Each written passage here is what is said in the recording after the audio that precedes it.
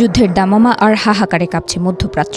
গত ২৮শে ফেব্রুয়ারি থেকে শুরু হওয়া মার্কিন ইসরায়েল বনাম ইরান যুদ্ধ এখন এক চরম অনিশ্চয়তার মুখে। সংঘাতের শুরু থেকে এ পর্যন্ত ১৩ জন মার্কিন সেনা প্রাণ হারিয়েছেন বলে নিশ্চিত করা হয়েছে, যা ওয়াশিংটনের কপালে দুশ্চিন্তার ভাঁজ আরও চওড়া করেছে।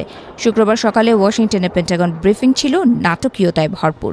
সংবাদ মাধ্যমের মুখোমুখি হয়ে প্রতিরক্ষামন্ত্রী হেক্সেত সাফ জানিয়ে দেন, যুদ্ধ মানেই নরক, যুদ্ধ মানেই চরম বিশৃঙ্খলা। কিন্তু যুদ্ধের এই নরকাগ্নিতে ঠিক কতজন মার্কিন সন্তান প্রাণ হারিয়েছে সেই নির্ভুল তথ্য দিতে গিয়েই বাধে বিপত্তি।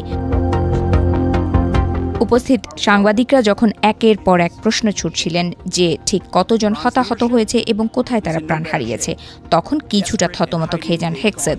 প্রশ্নের সরাসরি উত্তর না দিয়ে তিনি তাকিয়ে থাকেন জয়েন্ট চিফস অফ স্টাফের চেয়ারম্যান ভ্যান কেইনের দিকে।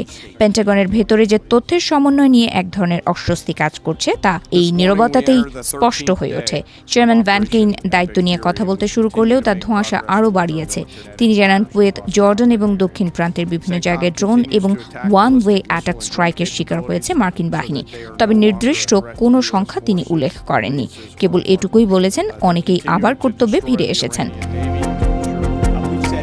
পরিস্থিতি সামাল দিতে প্রতিরক্ষামন্ত্রী হেক্সেত পুনরায় যোগ দেন। তথ্যের স্বচ্ছতার দোহাই দিয়ে তিনি জানান, পেন্টাগন এখনই নিহত বা আহত সেনাদের আলাদা কোনো তালিকা প্রকাশ করছে না। উল্টো তিনি দাবি করেন, আহতদের মধ্যে ৯০%ই সুস্থ হয়ে কাজে ফিরেছেন। কিন্তু এই পরিসংখ্যান সাধারণ মানুষের মনে স্বস্তির চেয়ে বিভ্রান্তি বেশি সৃষ্টি করেছে। যুদ্ধের শুরুতেই ডোনাল্ড ট্রাম্প এক ভয়ানক হুঁশিয়ারি দিয়েছিলেন। তিনি স্পষ্ট বলেছিলেন, এই যুদ্ধে আমেরিকার রক্ত ঝরবে এবং প্রাণহানি হবে ব্যাপক হারে। পেন্টাগনের অসংলগ্ন কথাবার্তা যেন ট্রাম্পের সেই দুঃস্বপ্নের পূর্বাভাসকেই সত্যি প্রমাণ করছে। অন্যদিকে তেহরান থেকে আসছে ভিন্ন সুর। ইরান দাবি করছে, পারস্য উপসাগরীয় অঞ্চলে মার্কিন ঘাঁটিগুলোতে হামলায় শতাধিক মার্কিন সেনা নিহত হয়েছে। যদিও এই দাবির সপক্ষে তারা এখন পর্যন্ত কোনো অকাট্য প্রমাণ পেশ করতে পারেনি।